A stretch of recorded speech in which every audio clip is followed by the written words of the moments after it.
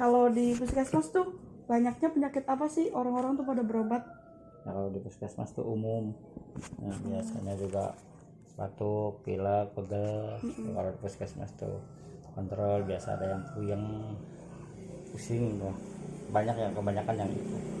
Kalau di puskesmas. Terus kalau rata-rata berobatnya pada kemana? Ke gimana maksudnya tuh? Kalau Berobat. ke puskesmas, kalau di puskesmas itu kan ada yang ke bagian poli umum, ada yang bagian ke anak, ada juga yang bagian ibu dan anak. Ya kebanyakan ada juga yang lansia, Siap. dipisah. Ya, yang kebanyakan sih ke poli umum. Poli umum. Karena poli umum kan umurnya itu lebih banyak. Lebih banyak apa sih kunjungannya ke poli umum itu. Terus kalau alasannya kenapa sih gitu? Gimana? Alasan mau ke puskesmas tuh?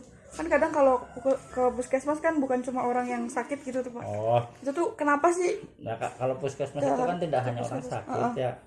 Kalau puskesmas itu kan tidak hanya orang sakit, mereka juga ada juga yang konsul. Ya kebanyakan sih yang sakit. Ya, ada yang konsul ya ada, yang imunisasi juga ada kalau ke puskesmas tuh.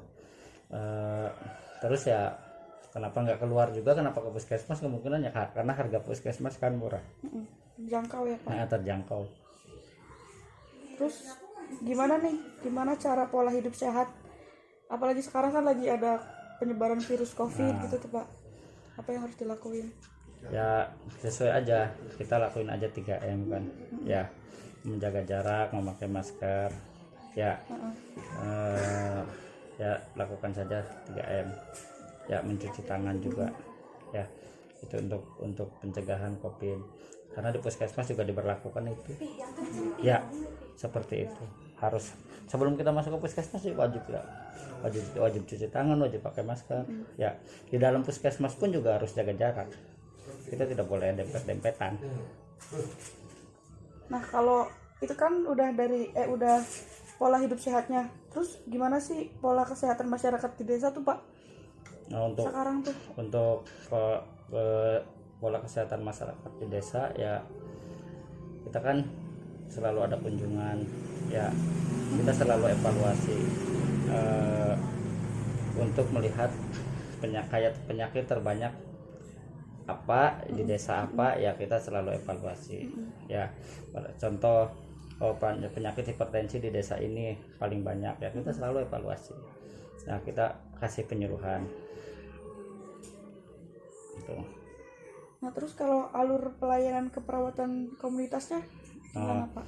Untuk alur keperawatan komunitas di puskesmas ya, karena dari puskesmas kita data dulu untuk pasien ya, pasien yang datang ke puskesmas.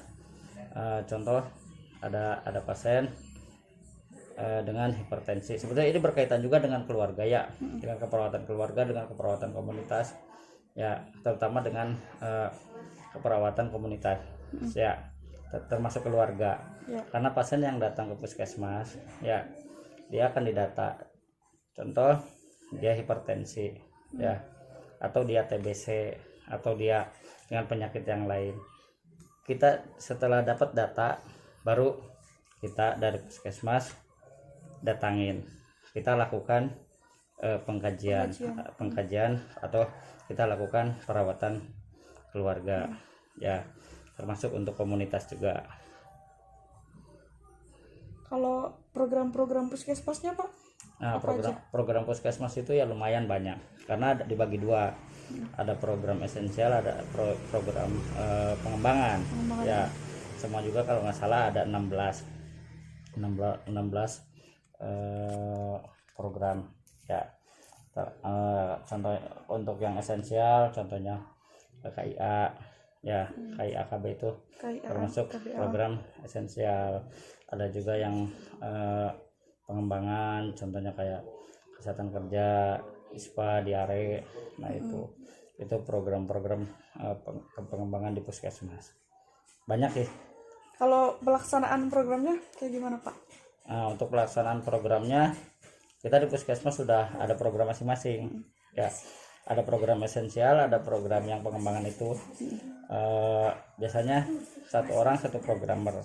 Terdapat programmer masing-masing di puskesmas itu ya, dan mempunyai tanggung jawab masing-masing ya untuk programnya.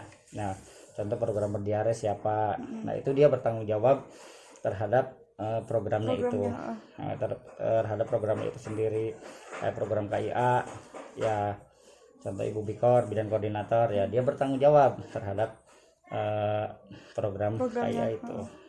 Jadi kita akan gampang mengevaluasinya karena sudah ada penanggung jawab masing-masing. Itu kalau untuk di puskesmas sekilas. Ya baik Pak, terima kasih untuk ininya penjabaran jawaban dari setiap pertanyaannya. Makasih ya.